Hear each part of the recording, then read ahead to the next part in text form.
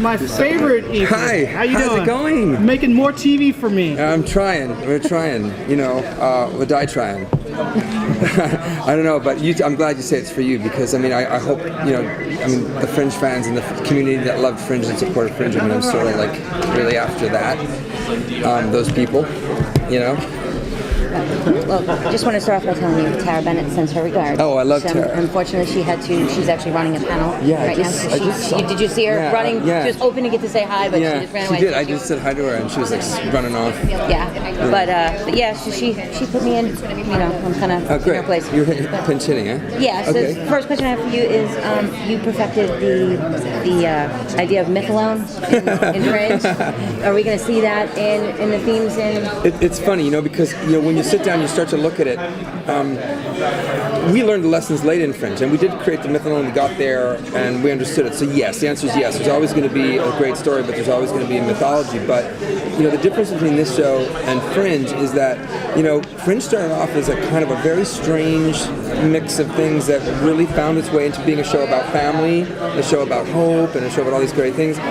But it's not like you could have a case every week that's like a cop. These people are putting their lives on the line every day to fight against a world that is tough. It's tough to be a cop. So the drama, I'm really interested in the drama of our core cast.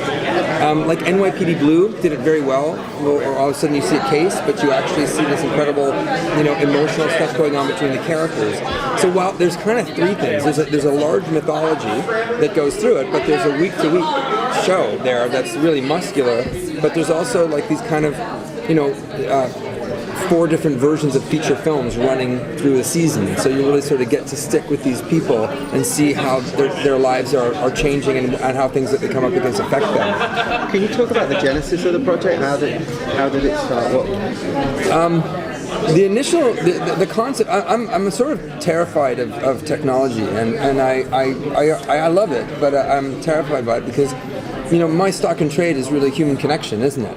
So, I always write stories that life is valued by the human connections that you make, and the more this thing, comes into play, JJ said something great the other day. It was a great phrase to be coined, but he said, these things like, these technology things, it makes us further away from the people close to us, but closer to the people further from us. Like meaning, across the sea, I can see my friend now. He can from Paris. He can talk to me, no problem. But I don't know what my daughter's doing. It's such a weird time for communication. So ultimately, that's sort of, if you go way back, that was it. I used to get texts from my daughter, who's she's 21. She's on her own, but I would say, don't text me. I want to hear your voice. I need you just to even say, hey, what's up? I know that she's okay. So when she says, we don't text, communicate. And I was like, okay, this is starting to bug me. But then doing research on Fringe, I discovered a lot of things that kept me up at night. And about technology and what's happening and where we're going and personal freedoms and the idea of how much do they know about you and what's going on in the future. We were promised this utopian, beautiful version of the future with computers and technology, and there's a very dark side to that. There's a flip side to that. And I'm so interested in trying to create these sort of little cautionary tales and sort of, messages of like, hey, let's be careful. Being human is really what it's about. And you can't ever lose that, or else we're in big trouble. Go ahead. We've seen in the pilot the sort of police side of things. Everyone Right. has to have synthetic writing with them. Are we going to see the more commercial side of the synthetics, like someone who comes and cleans your house, or like yes, you will. taking over sort of menial tasks that Yes. that Asimov sort of touches on in his works? I think that's a large part of the future, and anybody who's sort of mildly interested in being a futurist or checking stuff out, we know we're really close to some really interesting stuff. But yes, you're going to see different things. Like, for instance, you're going to realize that, and this is sort of like a really interesting thing about the show, but you're going to find out the reasons why Dorian, the DRNs, were sort of decommissioned and sort of like sort of to be phased out. What are the reasons for them, and what happens to them? In the pilot, it says very clearly, hey, I don't want to be on a space station putting tiles up, because that's what they're used for. Very dangerous jobs, to go underwater, weld things, to go into space and do things, to work in chemical places that are very dangerous for humans. So you're going to see all these things, but then you're going to realize why Dorian is so special and those DLNs are so special. When I saw the pilot, I was really drawn to the thought that it reminded me of Blade Runner. Cool. Just like the whole darkness, what's going on the other side of the wall? Right. Why is one side different than the other? What does that mean? Yeah. So what were you thinking when you created it? Definitely. I mean, of course, Blade Runner for me is one of my favorite films, and I think that anybody who's into science fiction can sort of understand that Philip K. Dick and all these incredible things. That we'd be lucky if we even approached a hemisphere that was, at that level. I think he's a genius. But.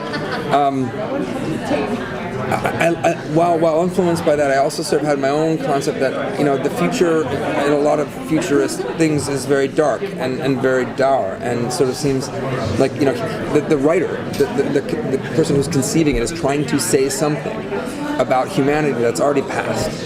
Like they're saying, look, you've already messed up humanity, and this is what we're dealing with now. That's one way to tell a cautionary tale. I'm not interested in that. I'm interested in we're going places, we're human beings, we're resilient.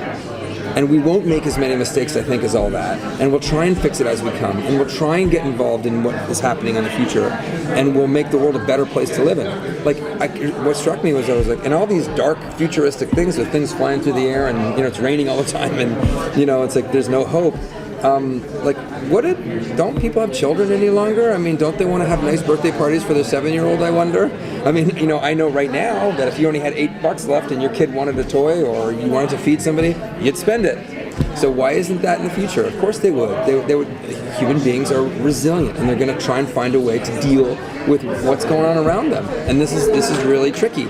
So we're going to have to find ways to sort of deal with it. So, I mean, I just didn't want it dystopian. I want it to be like a future that I actually see, that I actually believe is going to happen. Talking about the mood of the show, it's kind of very serious. It's going to be a lighten up mood, a little bit humor in between. Thanks for bringing that up. Yeah, thanks for bringing it up because I like humor, but I also like drama.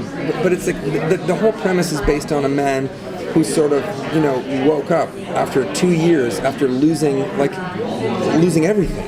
And I found it. I found it comical that somebody was reading me something, and I was like, "You should be lighter." And I'm like, "Yeah, but do you want real television? Do you want a real story that has a beginning, middle, and end where a person grows, or do you want to just pretend that nothing matters? I can lose 11 people, and who cares? I'm cracking jokes." That's not what I'm interested in. So he's on a journey. Okay, he lost a lot of people. He's trying to find his own place in technology, and he is our vision, where it's like I'm unsettled with what's going on. I'm not really sure. I don't remember certain things. My purpose is being a cop in this very dangerous era. I'm trying to acclimatize to what's going on. So the relationship between John and Dorian is funny because we're already on episode 13, but it's that's what it is. That's the core of the show. It's like these two people, and it is light and it is cool, and they find the ironies. And they kind of get into Rudy's very similar to Walter Bishop in some ways, So it's kind of like a light, fun, cool action movie, but we're always talking about things that we deem important. Like we did. On Fringe. That's all I really wanted to do is just kind of write, stories that I was concerned about. Human condition stories, and that's what we're going to do. Well, we did see a teaser of his girlfriend in the end. Yeah. How is she going to motivate him? Is that going to be evident right away? Revenge is an incredible motivator. Okay. And making this character a fool and a patsy, is not really wise. So, he's gonna straighten all that out. Great. So speaking of that human interaction, Yeah. It's here at Comic-Con. Yeah. Everyone, I apologize, I did not get a chance to say it. Okay. But I did see on Twitter, Yeah. it was very positive, and the fans here Yeah. are honest. Yeah. Did you take in that feedback when it was premiering, and taking it back to that? It's out there in social networking now. Yeah. We're going to be talking about it. Well, social networking saved my show. And my fans saved my show. So, I know that they know enough about me to realize, look, they're astute. So they understand, okay, you got to do a pilot. Those pilots have to hit a whole bunch of different things for network, for studio, for everybody. So there's a lot of people to, weigh in. Yeah? So I know that they know that I don't like to write things that aren't really about something. So that I'm hoping that they'll understand, okay, cool, this is going to be a ride and we're going to see some really wild stuff, and I'm going to learn something about the human race and ask questions about my own existence, and trip out every week on trying to see these incredible ways the future has to solve crimes and criminals and so forth. So, I mean, I could honestly feel that if I know them, I believe that they'll respond and say, okay, I want to go on this journey with you. I mean, you can watch a pilot and say, oh, I like it, or I don't, or I wasn't interested, and that's fair. But a pilot is designed just to intrigue. It's to set up a world in 43 minutes. I mean, it's very, very tricky. So you got to kind of just say, well, as an entry point, do I believe that this place can go really in cool places? If your answer is yes, and I hope it is, then you'll be a fan. Speaking of world building, where are you in production, and can you tease us anything about things that are coming up for us? Like the wall that they mentioned in BMX mentions a wall. Will you find out more about that? You will find out about the wall. You'll find out about what it's like to exist in this time. Some things that you'll be like, oh my god, I can't wait till that happens. And then other things are like, wow, I didn't think that could happen, but I guess it could, and so there's a whole bunch of different things that you'll learn. That's what I mean. I find it really fun to sort of add in something, and then people go, "What is that?" Like for instance, at the crime scene, I don't know if anybody noticed, but there's a red ball. Yeah, like what's a red ball? Nobody mentions it. Nobody knows, but I know what it is, and you guys will find out what it is, and you'll be like, "Oh, it's so cool! I never thought of that." And when you reveal what it is, you go, "Yeah, okay, it's cool." So it's just little things where nobody cares about the red ball because they live there. Well, significance, I would say, any significance behind the name Dorian, then? Did you use it for a reason? Well, he's a DRN, 0167. Well, what does DRN stand for? It's a model number. Oh, it's just a model number. Gotcha. Or is it? That's good.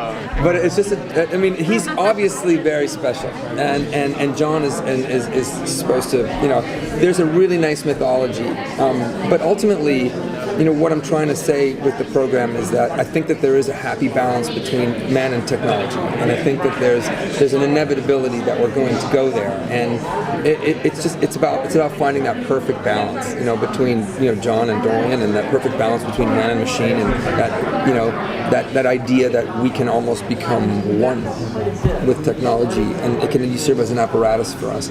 It's so bizarre. You can actually in 40 years, people are betting on you'll go to the doctor, and the doctor will say, I'm really sorry, you have 4-stage lung cancer, and you can make, wait, I don't smoke. Like, I never smoked. I'm sorry. You're going to write your prescription based on your own DNA, and you're going to go down to your pharmacy, and you're going to give the thing in, and they're going to give you a pill that's this big, and it's going to have silver. It's like nanite technology, hundreds of millions of nanite computers, and when you swallow it, what's going to happen is it's going to go through your bloodstream, and they're going to attack your cancer, and they're going to replace those cells, because that's their job. They're programmed to do one thing, and that's what they do. And once they replace it, by dinner time, you don't have cancer anymore. That's where we're headed, really soon. So it's a bright future, isn't it? You can actually say, like, my gosh, there's just so many great things that are coming around the corner. It's not all dark and dour. So you've been doing a lot of research into the world of, I guess, robotics. Because I've actually looked myself when I was searching through Almost Human that in Asia there's actual robots that can mimic us and do these things that your Dorian is doing. Right. So how much of your research is? We're fortunate enough to have it in at MIT, and we're meeting with some great, futurists, people that are really interested. I'm thrilled by these things like robots, and I'm thrilled by it. And I know there's a way to go, but like I said, when you realize that this has 150 times more power than the first rocket that went to the moon in 1960. Think about where we are now. So now think about where we're going to be in another 60 years. It's exponential. So you're going to be like, wow. So the things that we're doing now with robotics and stuff like that, I think are just nascent. Where is it in production? I'm sorry? Where are you in production? We start shooting on this proper series on Tuesday. But we've thought of all the stories. I like to, I think those of you know me, like I have to have a whole big season understanding, or else I can't. I'm not good at it. Making up go along, right? Yeah. Quick question: between the characters of Dorian and John, which character lives in your head more? That's a really good question. I have to say John, because John to me is the last bastion of somebody who's asking questions that I ask. John sort of himself feels like technology might be leaving humanity behind. And he can see it on a daily basis and is terrified of it. And I think that he really admires what I admire in the human condition, which is connection. And I think that, there's this great sort of moment in one of the episodes, you'll see that he convinces somebody not to do something technologically that is so sad and beautiful at the same time, and you can really understand he's on the team of humanity, and he wants people to realize how beautiful that is, as flawed as it is. It's still incredible, and so I think he's more like me. Yeah.